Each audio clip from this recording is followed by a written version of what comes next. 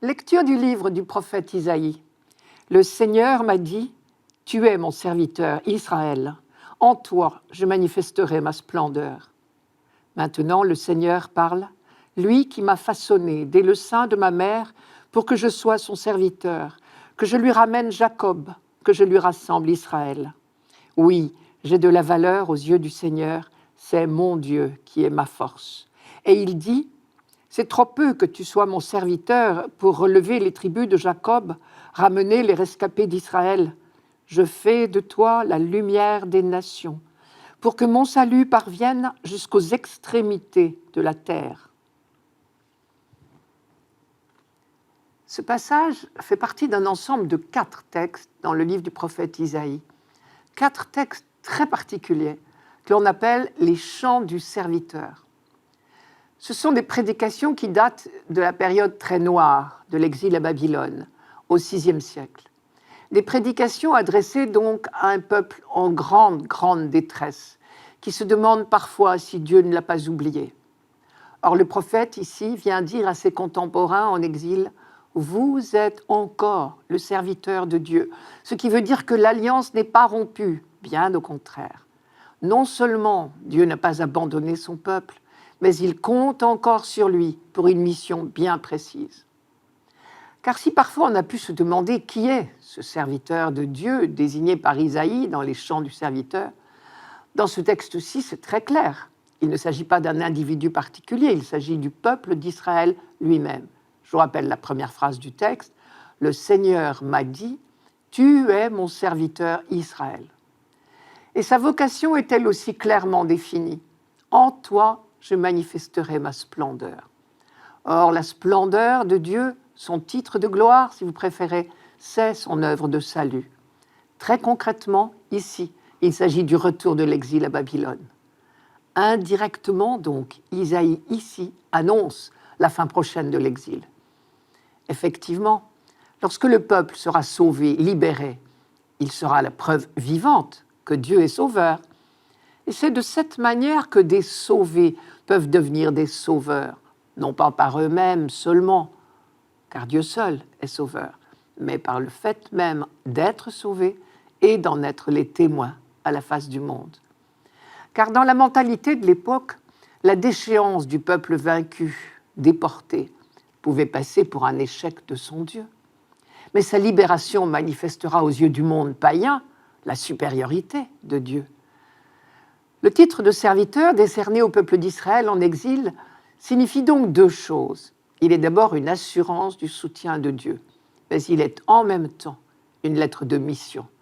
Israël doit continuer à croire au salut et à en témoigner à la face du monde.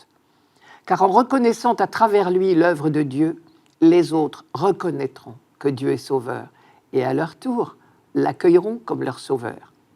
Ainsi, Dieu sera enfin connu et reconnu par tous ceux qui l'auront vu à l'œuvre pour sauver son peuple. C'est en ce sens-là qu'Israël aura manifesté la présence de Dieu. Et c'est le sens de l'expression « Tu es mon serviteur, Israël, en toi je manifesterai ma splendeur. » Alors on comprend la dernière phrase de notre texte. « Je fais de toi la lumière des nations pour que mon salut parvienne jusqu'aux extrémités de la terre. » Une fois de plus, la Bible nous dit que le projet de Dieu est un projet de salut, de bonheur, et qu'il concerne l'humanité tout entière jusqu'aux extrémités de la terre.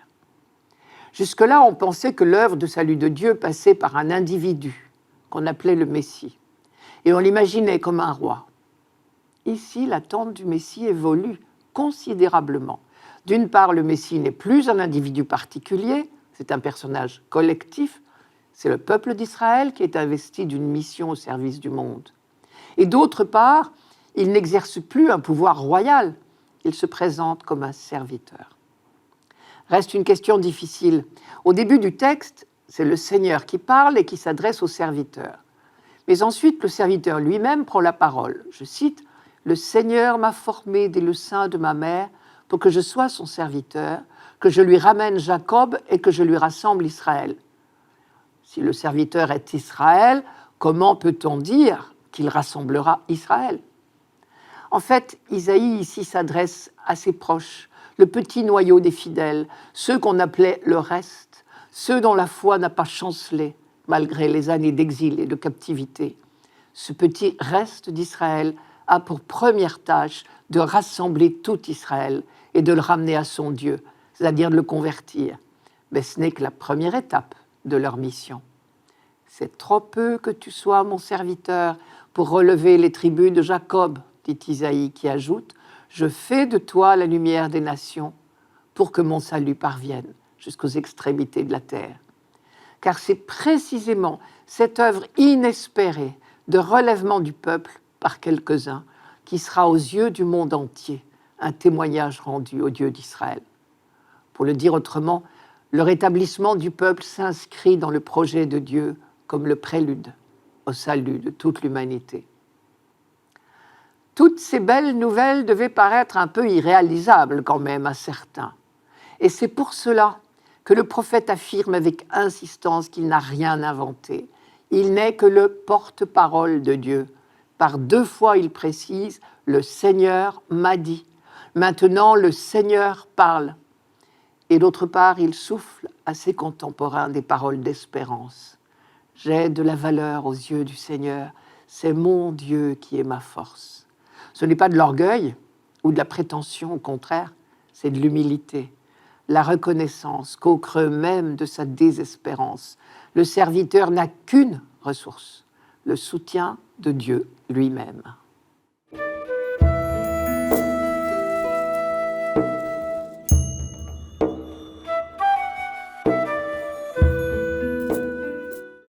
Psaume 39.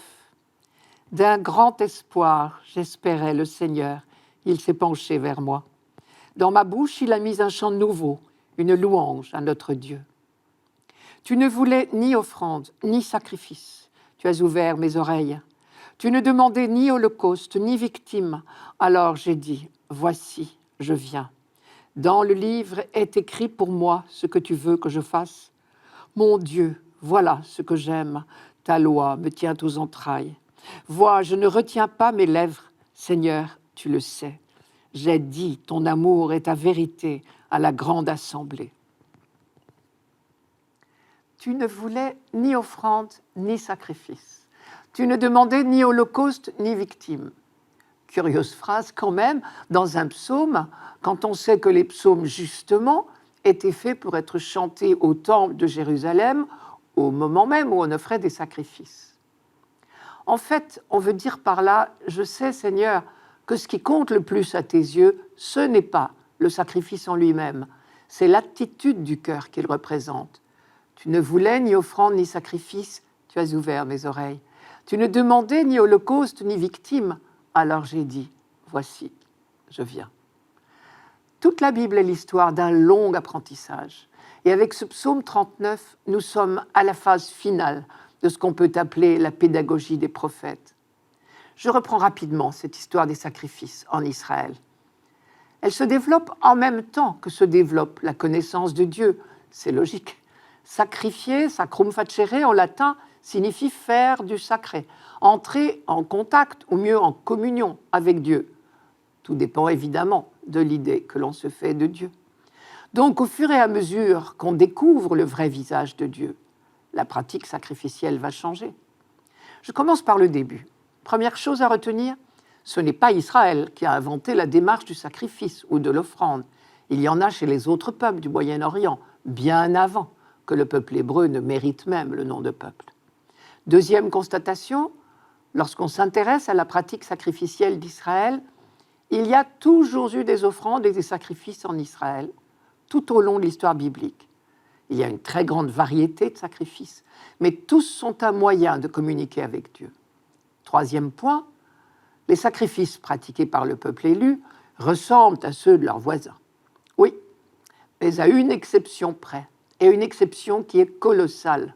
La spécificité des sacrifices en Israël, c'est que les sacrifices humains sont strictement interdits. C'est une constante dans la Bible. Les sacrifices humains sont de tout temps considérés comme une horreur.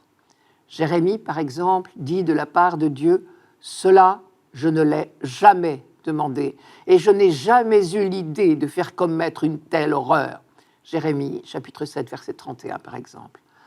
Et dans le fameux récit du sacrifice d'Abraham, celui-ci a découvert que sacrifier, faire du sacré, ne veut pas dire tuer. Abraham a offert son fils et ne l'a pas tué. Cet épisode que les Juifs appellent la ligature d'Isaac est lu justement comme la preuve que depuis le début de l'alliance entre Dieu et ce peuple qu'il s'est choisi, les sacrifices humains sont strictement interdits. On continuera à pratiquer seulement des sacrifices d'animaux.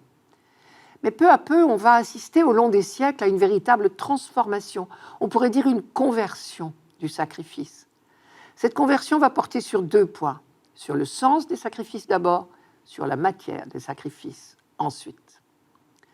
Sur le sens des sacrifices, dans la Bible, au fur et à mesure que l'on découvre Dieu, les sacrifices vont évoluer. En fait, on pourrait dire, dis-moi tes sacrifices, je te dirai quel est ton Dieu. Notre Dieu est-il un Dieu qu'il faut apprivoiser, dont il faut obtenir les bonnes grâces, auprès duquel il faut acquérir des mérites, un Dieu courroucé qu'il faut apaiser, un Dieu qui exige des morts? Alors nos sacrifices seront faits dans cet esprit-là. Ce seront des rites magiques pour acheter Dieu en quelque sorte. Ou bien notre Dieu est-il un Dieu qui nous aime le premier, un Dieu dont le dessein n'est que bienveillant, dont la grâce est acquise d'avance, parce qu'il n'est que grâce, le Dieu de l'amour et de la vie. Et alors nos sacrifices seront tout autres, ils seront des gestes d'amour et de reconnaissance. Les rites ne seront plus des gestes magiques, mais des signes de l'alliance conclue avec Dieu. Toute la Bible est l'histoire de ce lent apprentissage pour passer de la première image de Dieu à la seconde. Deuxième point, la conversion va également porter sur la matière des sacrifices. Et les prophètes ont joué un grand rôle dans ce lent apprentissage du peuple élu.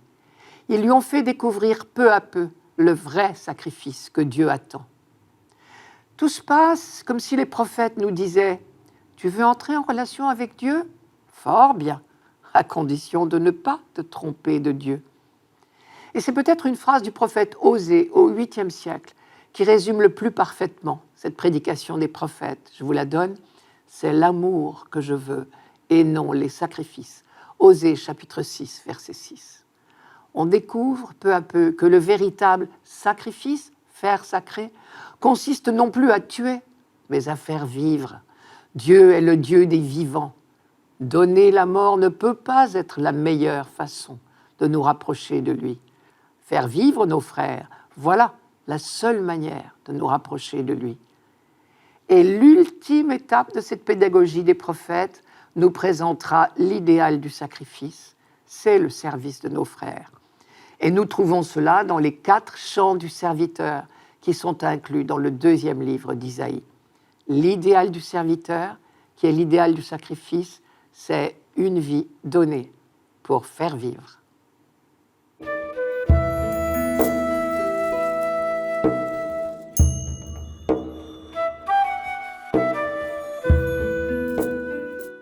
Lecture de la première lettre de saint Paul apôtre aux Corinthiens. Paul, appelé par la volonté de Dieu pour être apôtre du Christ Jésus, et Sosthène notre frère, à l'Église de Dieu qui est à Corinthe, à ceux qui ont été sanctifiés dans le Christ Jésus et sont appelés à être saints, avec tous ceux qui, en tout lieu, invoquent le nom de notre Seigneur Jésus-Christ, leur Seigneur et le nôtre. À vous, la grâce et la paix de la part de Dieu notre Père et du Seigneur Jésus-Christ. Voilà un texte magnifique pour dire notre dignité de baptisé. Il est heureux qu'il ait été choisi pour ce dimanche qui marque notre retour au temps qu'on appelle ordinaire dans la liturgie. Cela nous donne l'occasion de retrouver le sens de ce mot ordinaire qui vient du latin. En liturgie, ordinaire ne veut pas dire sans importance. Cela veut dire tout simplement dans l'ordre de l'année. C'est du latin, je vous ai dit. Car évidemment, ce que nous célébrons chaque dimanche n'a rien d'ordinaire au sens courant de ce mot. Saint Paul vient ici à point nommé nous dire la grandeur de notre titre de chrétien. Le point commun de tous les chrétiens, c'est que Jésus-Christ est vraiment pour nous le Seigneur, c'est-à-dire le maître de nos vies, le centre du monde et de l'histoire. C'est pour cela d'ailleurs que Paul nous appelle le peuple saint. Saint ne veut pas dire parfait. Saint, cela veut dire qui appartient à Dieu. Nous appartenons à Dieu. Par le baptême, nous avons été consacrés à Dieu. Et c'est pour cela que l'Assemblée mérite elle aussi d'être encensée au cours de la messe. À l'inverse, je crois que si Jésus-Christ n'est pas vraiment pour nous le Seigneur, s'il n'est pas pour nous, dans nos conversations, dans nos agissements, le centre du monde et de l'histoire, il faut nous interroger sur le contenu de notre foi. Autre point commun à tous les chrétiens du monde, de quelque race, nationalité ou confession, nous sommes des appelés. Je cite, « Appelés par la volonté de Dieu, je m'adresse à vous qui êtes à Corinthe, l'Église de Dieu. » Paul est apôtre du Christ Jésus, non par choix personnel, mais parce qu'il a été appelé à cette mission par une volonté explicite de Dieu. On sait à quel point c'est vrai. Paul n'a pas choisi cette mission d'apôtre du Christ. C'est Jésus lui-même qui l'a choisi sur le chemin de Damas. L'autorité de Paul lui vient de là. Il a été appelé. Il est en service commandé.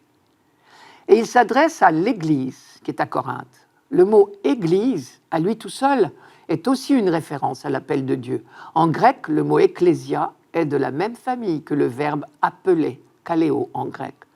Et comme si le mot « ecclésia » n'était pas assez clair, Paul précise « vous les fidèles qui êtes par appel de Dieu, le peuple saint ».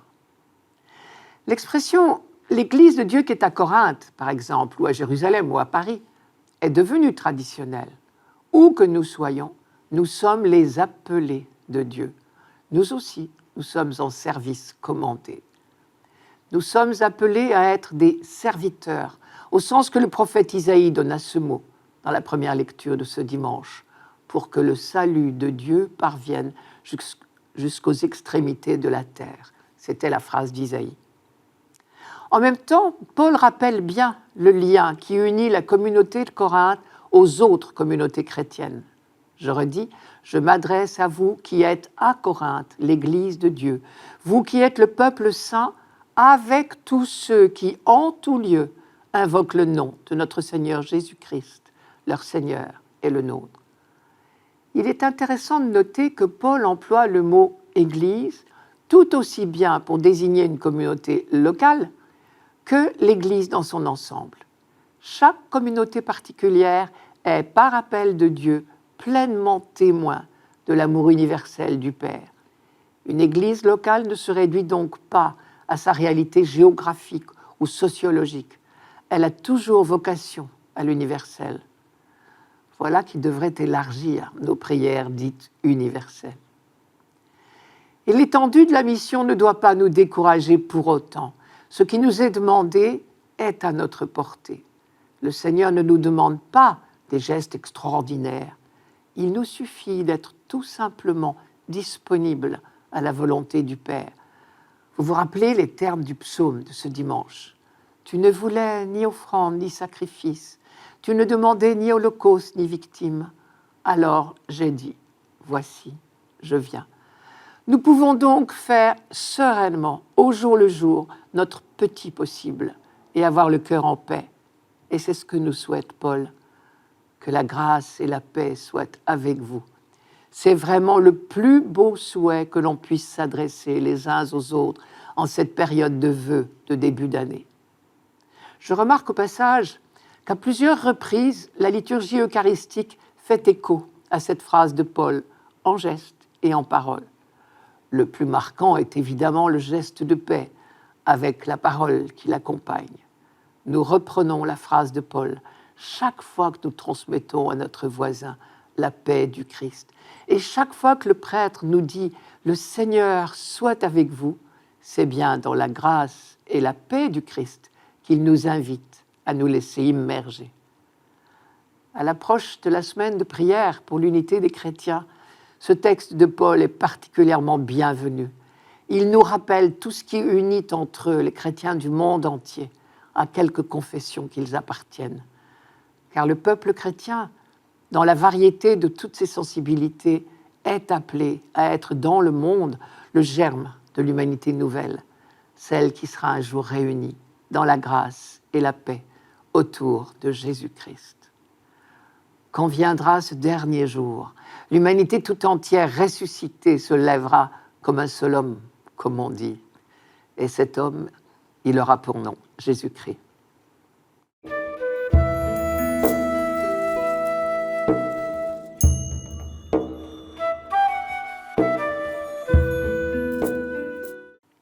Évangile de Jésus-Christ selon saint Jean.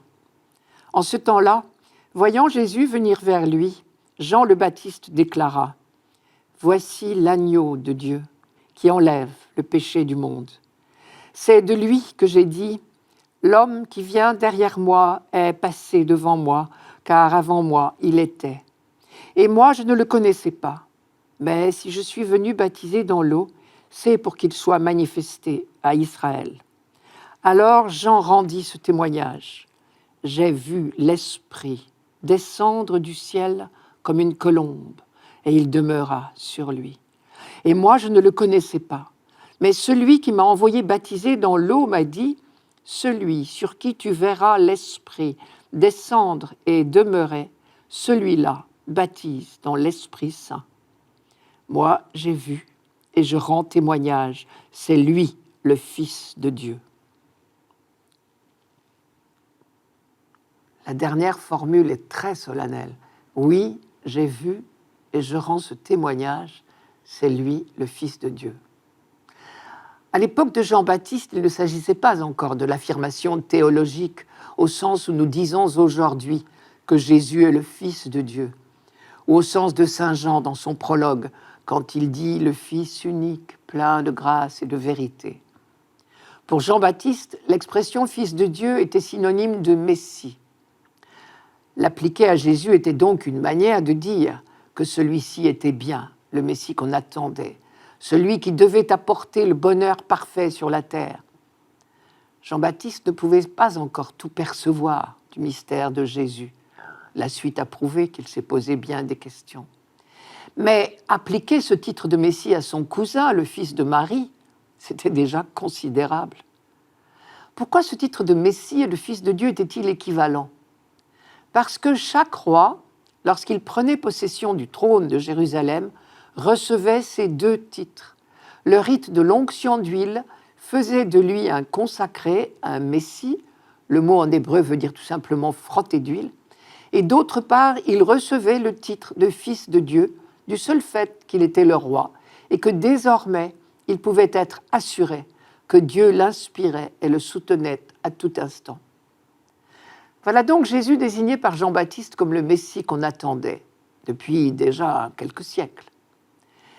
Évidemment, on se demande ce qui permet à Jean-Baptiste d'affirmer avec assurance que Jésus est bien le Messie d'Israël. C'est qu'il a vu de ses yeux l'Esprit Saint demeurer sur lui. Le mot « demeurer » ici est important. Chaque roi, le jour de son sacre, recevait l'onction d'huile, signe de l'Esprit qui l'accompagnait dans toute sa mission. Seulement voilà, les uns après les autres, les rois d'Israël avaient fait la preuve qu'ils pouvaient fort bien ne pas suivre les inspirations de l'Esprit. De Jésus, au contraire, Jean-Baptiste nous dit qu'il est celui sur qui l'Esprit demeure. Manière de nous dire que toute son action sera aussi celle de l'Esprit. Le Messie, on le savait donc, serait habité, guidé en permanence par l'Esprit de Dieu. Et c'est lui qui devait apporter l'Esprit Saint à toute l'humanité. Donc quand Jean-Baptiste dit « Jésus est le Fils de Dieu » ou « J'ai vu l'Esprit descendre et demeurer sur lui », ce sont deux manières absolument équivalentes de dire « Le Messie est enfin parmi nous ». Ce mystère de Jésus, Jean-Baptiste le décrit encore d'une troisième manière, mais cette fois totalement inattendue, ou presque. Il dit « Voici l'agneau de Dieu qui enlève le péché du monde ». La majorité du peuple d'Israël attendait un Messie roi. Il régnerait à Jérusalem, ce qui supposait que les Romains ne seraient plus les maîtres. Le pays serait libéré de la tutelle étrangère, l'occupation romaine. On connaîtrait enfin la sécurité, la paix, le bonheur. Mais un Messie agneau, bien peu de gens en parlaient. L'agneau, cela fait penser d'abord à l'agneau pascal. Le rite de la Pâque, chaque année, rappelait au peuple que Dieu l'avait libéré. Vous vous rappelez la nuit de la libération d'Égypte. Moïse avait fait pratiquer par le peuple le rite traditionnel. Mais il avait insisté. Désormais, chaque année, ce rite vous rappellera que Dieu est passé parmi vous pour vous libérer. Le sang de l'agneau signe votre libération. Agneau, cela fait penser aussi aux serviteurs de Dieu dont parle le 2e livre d'Isaïe, au chapitre 53. Isaïe annonçait que le sauveur du monde, celui qu'on appelait le Messie, serait doux comme un agneau et qu'il consacrerait sa vie au service de ses frères, qu'il serait persécuté et éliminé, mais que grâce à lui, les hommes ouvriraient les yeux et se convertiraient. Et quand Jean-Baptiste dit que Jésus est l'agneau de Dieu, il le présente donc comme le libérateur de l'humanité, c'est l'agneau pascal. Mais en faisant référence aux serviteurs d'Isaïe, il laisse entendre que cette œuvre de libération de l'humanité sera accomplie par un innocent qui donne sa vie pour sauver ses frères. Il reste que le péché n'a pas encore disparu, que je sache, l'agneau de Dieu qui enlève le péché du monde. Alors en quoi pouvons-nous dire que Jésus est réellement le Messie, le libérateur de l'humanité ? La vérité, je crois, c'est que le péché n'est plus une fatalité. Le Christ nous apporte la possibilité de nous libérer de son engrenage. Si nous restons greffés résolument sur lui, si nous laissons en permanence guidés par l'Esprit Saint dans lequel nous sommes plongés depuis notre baptême, alors nous pouvons découvrir en nous cette liberté nouvelle. Nous pouvons vivre comme lui l'amour, la gratuité, le pardon. Par ailleurs, la référence au serviteur d'Isaïe nous donne la clé du mystère. Isaïe avait deviné que l'œuvre du salut de l'humanité ne serait pas l'œuvre d'un homme solitaire, mais d'un peuple. Les chrétiens du monde entier forment ce peuple que saint Paul appelle le corps du Christ, qui grandit d'heure en heure, si nous laissons l'Esprit de Dieu agir en nous.